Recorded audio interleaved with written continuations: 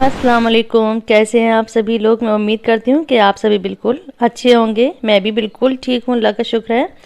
आज मैं आप लोगों के साथ एक रेसिपी शेयर कर रही हूँ। ये है मिर्च का अचार, और वो भी बिल्कुल मार्केट स्टाइल का, जो बाज़ार में मिर्च का अचार मिलता है, जो बॉटल आती हैं। तो बहुत ही आसान है और बहुत ही कम चीज़ों के साथ ही बनकर तैयार होता है। इसकी सारी चीज़ें घर में मौजूद होती हैं। तो इसको बनाऊंगी मैं लाइट ग्रीन कलर की जो हरी मिर्च आती हैं उसके साथ।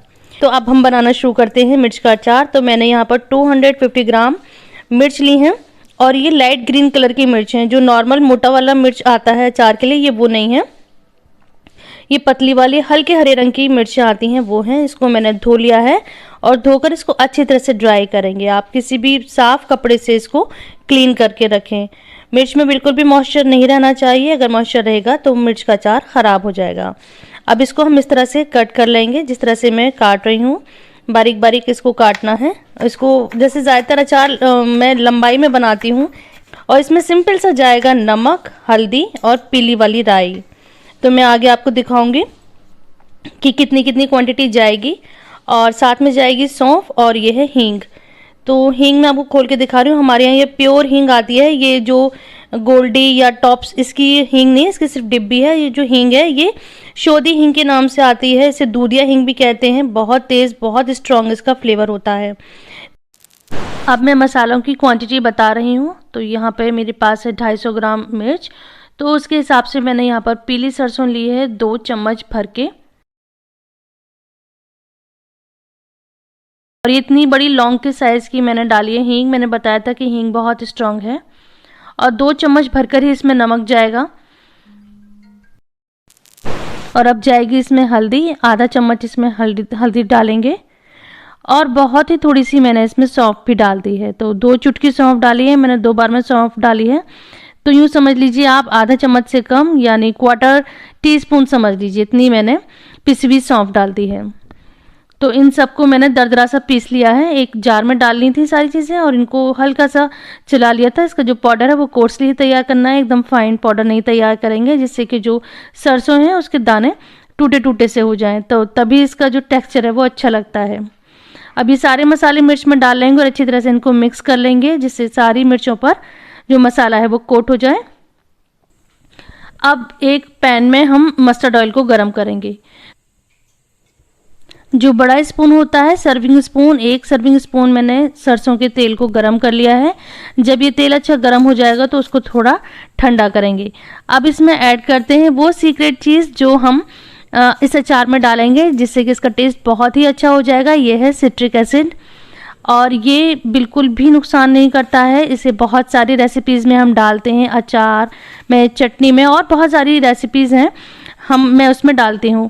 तो मैंने अपने एक ब्लॉग में अपनी क्लीनिंग दिखाई थी, तो उसमें मैंने एक सर्टिफिकेट दिखाया था, जिसमें मैंने बताया था कि मैं फूड प्रिजर्वेशन कोर्स कर चुकी हूँ।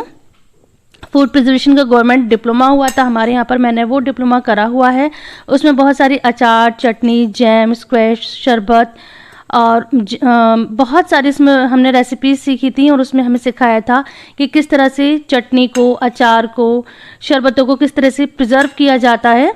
तो वो कोर्स था, तो उसमें हमें इसका यूज़ करना बताया था। तो ये बिल्कुल भी हार्मफुल नहीं है, इसको बेझिझक इस्तेमाल कर सकते हैं, और बड़ी ईजिली हर शॉप पर मिल जाता है। तो ऐसे ही मैं आगे बहुत अच्छी अच्छी आपके साथ रेसिपीज़ भी शेयर करूंगी। तो इस चैनल को सब्सक्राइब करके रखिए, और बेल बटन को भी प्रेस कर दिएगा।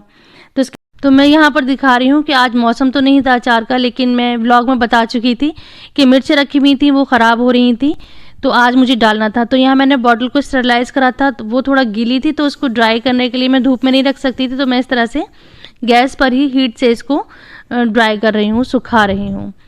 तो आप ध्यान रखें कि अचार कोशिश करें कि या तो सेरेमिक के पॉट में डालें या कांच के पॉट में डालें, और बॉटल अच्छी धुली साफ़ होनी चाहिए।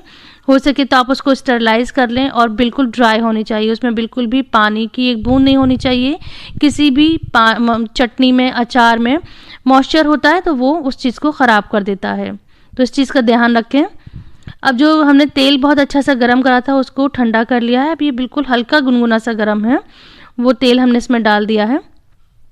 आप इसको रूम टेम्परेचर पे आने के बाद डालें तो वो ज़्यादा अच्छा रहेगा। अब हमने तेल को और अचार को अच्छी तरह से मिक्स कर लिया है। अब हम इसको रखेंगे। अगर धूप है तो धूप में इसको रख दें 1 दिन के लिए और उसको बाद नेक्स्ट दिन से इसको कंज्यूम करना शुरू कर दें। तो मैं अब दिखा रही हूँ कि ये 1 दिन मेरे पास तो धूप नहीं थी, मैंने किचन में ही इसको रख दिया था। ये नेक्स्ट मॉर्निंग है।